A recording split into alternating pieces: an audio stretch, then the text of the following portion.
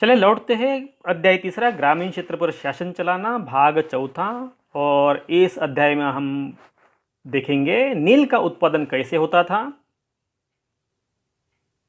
नील विद्रोह और उसके बाद की परिस्थिति, स्थानीय जमींदार और मुखियों का सहयोग इस नील विद्रोह में, नील की खेती और अंग्रेजी सरकार की भूमिका, नील की खेती और नील आयोग की भूमिका, और अंतिम मुद्दा देखेंगे वेस्ट इंडीज में नील का उत्पादन।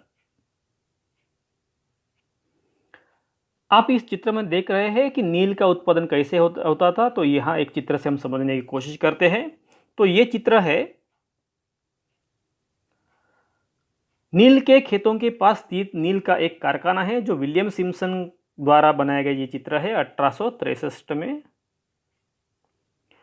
और इसमें बताया गया है कि नील गांव आमतौर पर बागान मालिकों की फैक्ट्रियों के आसपास ही होते थे। कटाई के बाद नील के पौधों को कारखाने में स्थित वैट्स में पहुंचा दिया जाता था, हौद में। जो यहाँ आपको ये हौद दिख रहे हैं, ये हौद में पहुंचा दिया जाता था। भ्रंग बनाने के लिए 3 या 4 कुंडों की जरूरत होती थी। प्रत्येक हौद का अलग अलग काम था। नील के कामों से पत्तियों को तोड़कर पहले एक कुंड में गर्म पानी में कई घंटों तक डुबाया जाता था। जो ये कुंड बनाए गए, ये कई घंटों तक या डुबाए रखते थे। और इस हौद को किण्वन या स्टीपर कुंड कहा जाता था। ये देख सकते हैं आप। ये जब पौधे किण्वित हो जाते थे तो द्रव्य में बुलबुले उठने लगते थे। अब सड़ी हुई पत्तियों को निकाल दिया जाता था और द्रव्य को एक और हौद में छीन दिया जाता था। दूसरा हौद पहले हौद के ठीक नीचे होता था। ये देखिए, ये ऊपर के हौद हो गए हैं और ये नीचे के हौद हो गए हैं। तो इस तरीके से एक हौद में अगर किण्वन प्रक्रिया हो जाती है तो वही का माल वो दूसरे हौद में वो डाल दिया जाता है। दूसरे हौद, जिसको हम बिटर वॉट बोलते हैं, ये दूसरे हौद है। इस घोल को लगातार हिलाया जाता था और पैडलों से खंगाला जाता था। तो और ये आदमी आप देख रहे हैं कि ये ऐसे काम करते थे, जो पैडलों से या पैर से उसको कुचलते थे। जब यह द्रव्य हरा और उसके बाद नीला हो जाता था और तो हौद में चूने का पानी डाल दिया जाता था। धीरे धीरे नील की पपड़ियां नीचे जम जाती थी और ऊपर द्रव्य साफ निकल जाता था। द्रव्य को छान कर अलग कर दिया जाता था और नीचे जमी नील की गाद, जो नील की लुगदी बोलते हैं, को दूसरे कुंड में डाल दिया जाता था। इसके बाद उसे निचोड़कर बिक्री के लिए सुखा दिया जाता था। और दूसरा चित्र आप देख रहे हैं यहाँ। तो ये इस तरीके से नील के पौधे लाए जाते थे इस फैक्ट्री में। और तीसरा चित्र आप देख रहे हैं यहाँ, कि यहाँ आप उत्पादन की आखिरी अवस्था को देख सकते हैं। ये उत्पादन आखिरी अवस्था है, जिसे दबाकर सांचों में डाल दी गई नील की लुगदी को काट कर, ये काट रहे, ठीक है, मजदूर उन पर मुहर लगा रहे हैं। पीछे वाले हिस्से में एक मजदूर इन टुकड़ों को सुखाने के लिए लेके जा रहे हैं, ठीक है। तो ये आप देख सकते हैं कि ये सुखाने के लेके जा रहा है, ये उनको काट रहे हैं। तो ये होगी उनकी ये प्रक्रिया नील उत्पादन करने की। जो किसान पहले इन कर्जों से बहुत आकर्षित थे, उनको कर्जा मिलता था ये खेती करने के लिए, उन्हें जल्दी ही समझ में आ गया है कि ये व्यवस्था कितनी कठोर है। उन्हें नील की जो कीमतें मिलती थी वो भी बहुत कम थी और कर्जे का सिलसिला उन पर जारी रहता था। ये हम बात कर चुके हैं। और समस्या ये भी थी कि बागान मालिक चाहते थे किसान अपने सबसे बढ़िया खेतों में ही नील की खेती करे, क्योंकि नील खेती के लिए उपजाऊ जमीन चाहिए थी। लेकिन नील के साथ जो परेशानी थी कि उनकी जड़ें बहुत गहरी थी। जो गहरी होने के कारण अंदर जमीन के अंदर जो उपजाऊ क्षमता होती थी वो पूरी की पूरी खींच लेती थी, जिससे आगे जाकर कोई भी खेती करना मुश्किल हो जाता था। तो इस तरह की हम बात पढ़ चुके हैं। और इसीलिए ये नील विद्रोह शुरू हो जाता है, क्योंकि उनको पसंद नहीं है, फिर भी ब्रिटिश गवर्नमेंट उनको मजबूरी से या ज़बरदस्ती से उनको ये काम करवा रहे हैं, उनके खेती में उनको नील उगाने के लिए मजबूर कर रहे हैं। तो देखिए, मार्च 1559 में बंगाल में हजारों रैतों ने नील की खेती करने से इनकार कर दिया। और इतना ही नहीं, नील की खेती और बागान मालिकों को लगान चुकाने से भी इनकार कर दिया। और वे तलवार, भाले और तीर कमान लेकर नील की फैक्ट्री पर हमला करने लगे।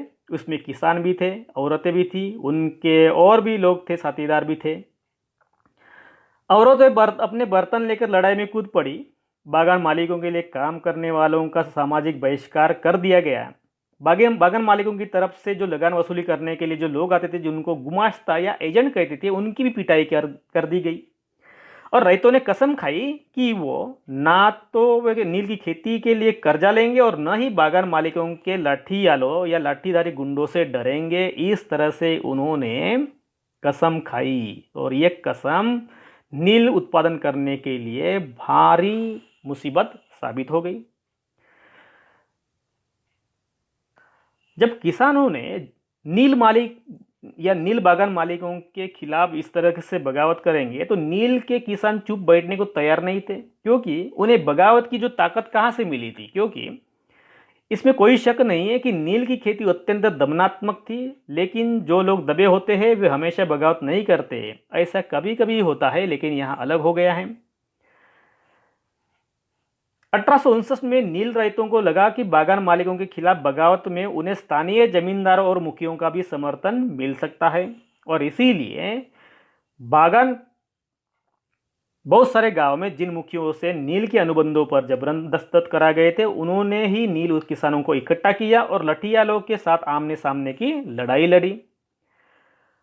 कई स्थानों पर रईतों को बगावत के लिए उकसाते हुए खुद जमींदार गांव गांव घूमने लगे। ये बगावत के लिए जो कारण बने गए, उनको सपोर्ट मिल रहा है, ये जमींदार है जो गांव गांव घूमने है, क्योंकि ये जमींदारों का महत्व गांव में कम हो गया था, क्योंकि वहां बाहर से जो नील बागान मालिक आ गए थे, उनसे ये जमींदार को गांव में कोई पूछते नहीं थे। ऐसी परिस्थिति निर्माण हो गई और इसीलिए जमींदार को भी लगता था कि अगर अपना महत्व बरकरार रखना है तो इस बगावत में जो किसान लोग हैं उनका साथ देना जरूरी समझते थे।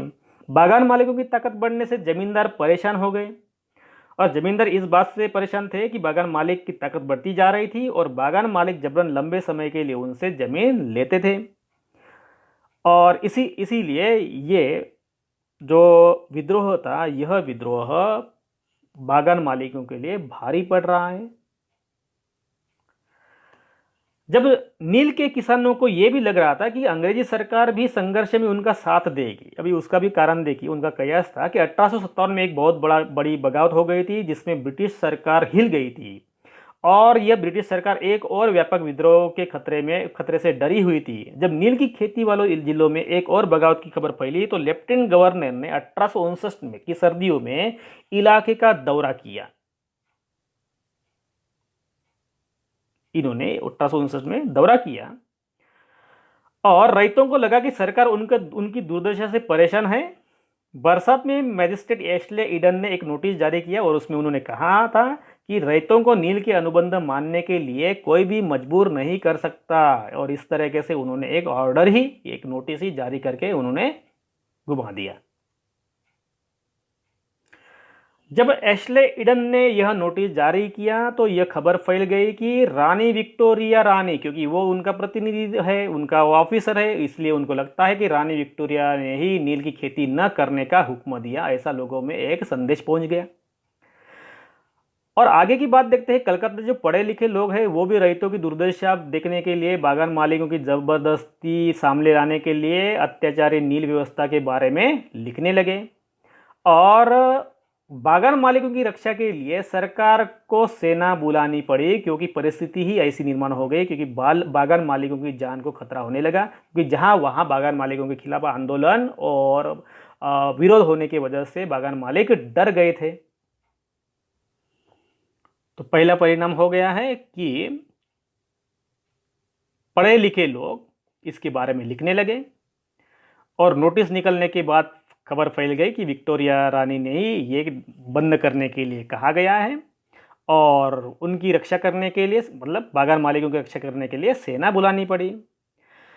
और तीसरी बात है, नील उत्पादन व्यवस्था जो किसानों के लिए बहुत ही दमनकारी स्थापित हो गई थी, जिससे आक्रोश हो रहा था और किसान लोग विद्रोह कर रहे थे, उसकी तहकीकात करने के लिए एक नील आयोग बनाया गया है।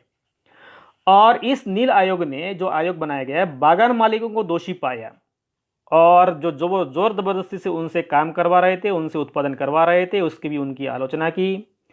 और उन्होंने ये भी कहा है कि आयोग ने रैयतों से कहा कि वे मौजूद अनुबंधों को पूरा करें, लेकिन आगे से वे चाहे तो नील की खेती बंद कर सकते हैं। इस तरह से उन्होंने निर्देश दिए। ये आयोग का फैसला था। और इसी नील किसानों की दुर्दशा देखने के लिए 1917 में महात्मा गांधी ने चंपारण का दौरा किया है, और यही से महात्मा गांधी का युग शुरू हो जाता है।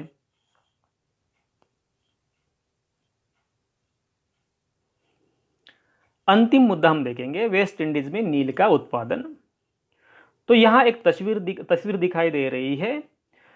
18वीं सदी की शुरुआत में एक फ्रांसीसी मिशनरी जॉन बैप्टिस्ट लबात ने इन्होंने कैरिबियाई द्वीपों का दौरा किया, और इस इलाके के बारे में विस्तार से उन्होंने लिखा है। उन्होंने लिखा है कि उनकी किताब में एक ये तस्वीर है, उनकी किताब से ली गई ये तस्वीर है। इस तस्वीर में यहाँ के फ्रांसीसी बागानों में नील उत्पादन के सारे चरणों को दर्शाया गया। बाएं सिरे से हम देख सकते हैं कि गुलाम मजदूर नील के पौधों को सेटलर वॉट में डाल रहे हैं। ये रहा है सेटलर वॉट, ठीक है, और इसमें वो यहाँ डाल रहे हैं। एक और मजदूर एक मशीनी चरखे से घोल को घुमा रहा है, या डाल रहे हैं, और ये घुमा रहा है, ये भी घुमा रहा है। 2 मजदूर नील की लुगदी को बोरों में भरकर सुखाने के लिए ले जा रहे हैं। 2 मजदूर हैं, बोरे में भरकर लेके जा रहे हैं। या अगले हिस्से में 2 मजदूर नील की लुगदी को मिलाकर सांचों में डालने के लिए तैयार कर रहे हैं। तस्वीर के बीचों बीच बागान मालिक ऊंची जगह खड़े होकर सारे गुलामों पर नजर रख रहा है। ये मालिक है और इन सभी पर वो नजर डाले हुए है। तो इस तरह की परिस्थिति वेस्ट इंडीज में कैरेबियन द्वीप समूह में नजर आती थी। तो और ये चित्र है फ्रांसीसी मिशनरी जॉन बैप्टिस्ट लबात ने कैरिबियन द्वीप का जो दौरा किया था, उस वक्त उन्होंने अपनी किताब में लिखा, और उनके ये किताब में ये चित्र है। तो दोस्तों हम यही रुकते हैं, इस लेसन को समाप्त करते हैं और मिलते हैं नेक्स्ट अध्याय के लिए नेक्स्ट वीडियो में।